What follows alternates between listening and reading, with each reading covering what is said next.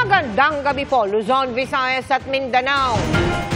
Isa na namang Pogo Hub na sangkot umano sa sex trafficking, kidnapping at scamming ang sinalakay.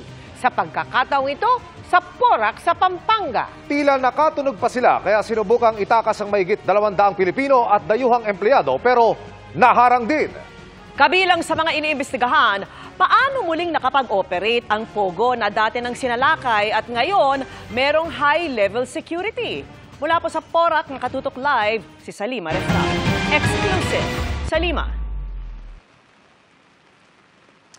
Mel, Vicky, Emil, gwardyado at bantay sarado nga ng puwersa ng pamahalaan itong sinalakay na Pogo Hub dito sa Porac sa Pampanga. Ayon sa Presidential Anti-Organized Crime Commission o PAOC, sangkot ang pogong ito sa human trafficking, sex trafficking, pananakit, torture at kidnapping, maging mga scamming activities.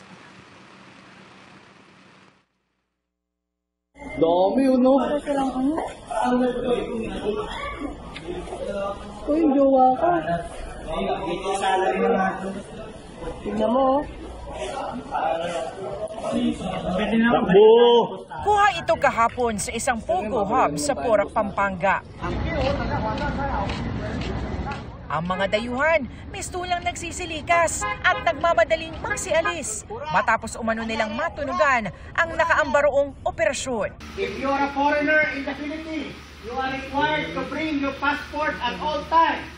Kaya nang i-operate kagabi ng Presidential Anti-Organized Crime Commission, PNP-SAF, CIDG at iba pang local police, kaunti na lang ang naabutan sa target location. We're expecting mas maraming mga foreign nationals dito. Unfortunately, maaring nag-leak yung information kung kaya ang abutan na lang natin ay less than 100. Sa bandang Clark, 7 sasakyan lulan ang mga tumakas sa Pogo workers ang naharang ng mga otoridad. 157 na mga Chinese, Korean, Vietnamese, Malaysians at Burmese ang mga nasagip. Ang isa, natukoy pang kidnap victim.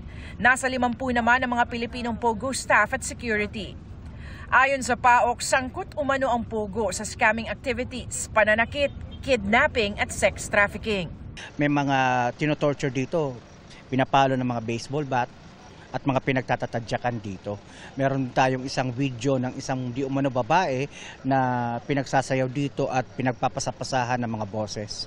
Ginagamit siya sexually. We're hoping na na-rescue namin dito yung subject naming babae. Siya po ay binibenta, binibid online. So, at yun na nga po, kung sinong nanalo sa online bidding, siya ang makaka-avail sa sexual services niya at any given time. Sinalakay ang Pogo Hub sa bisa ng search warrant mula sa Malolos RTC Branch 14. Nasa 10 hektarya ang compound. 46 ang gusali na tig-3 palapag, kabilang na mga villa. Mistula itong high-level security facility dahil may razor wire sa mga pader at sandamakmak ang mga CCTV. Ito po ay pinapatakbo ng Lucky South 99 sa kabila ng kawalan nila ng lisensya. Wala po silang lisensya para mag-operate, provisional or otherwise. So nagtaka kami bakit sila nag-ooperate. Applying pa lang sila eh. So bakit sila nag-ooperate? Ayon sa PAOC, na-raid na ang naturang Pogo Hub noong 2022 sa ilalim ng pangalang Lucky 99 Outsourcing. Iniutos pa ito noon na tuluyang ipasara ni DILG Secretary Benhur Abalos. Inaalam pa kung paano itong nakapag-operate muli. Sa ngayon, nasa Pasay na ang mga na-rescue na Pogo workers. Ang mga dayuhan isasalang sa immigration profiling at processing. Kakausapin din sila pati ang mga Pilipino para hinga ng pahayag. Kinukuha pa ng GMA Integrated News ang panig ng Lucky South 99 habang ang may-ari ng lupa na kinatitirikan ng compound nilinaw na subject na ito ng execution ng naipanalong ejectment case. Tugon naman ng kumpanyang umuupa sa compound, wala silang kinalaman sa operasyon ng Pogo, pagpapaupa rin o subleasing umano ang negosyo nito.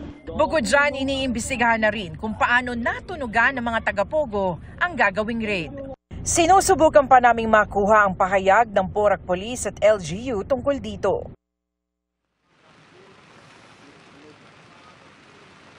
Vicky, matapos yung dumaan doon sa screening ng Bureau of Immigration ay sasalang naman yung mga dayuhan na walang maipakitang kaukulang mga visa at permits para manatili sa bansa doon sa tinatawag na deportation proceedings. Samantala, Vicky, 7 pang Pinay at 1 pang babaeng Chinese yung na-rescue dito mismo sa Pogo Hub ngayong araw. Ang babaeng Chinese ay isang kidnap victim, samantalang yung 7 Pinay naman ay biktima ng illegal detention. Nalaman naman ngayon ng PAOK na yung isa dun sa mga hinahanap nila na torture victim ay nasawi na pala.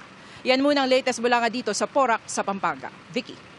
Maraming salamat sa iyo, Salima Refran.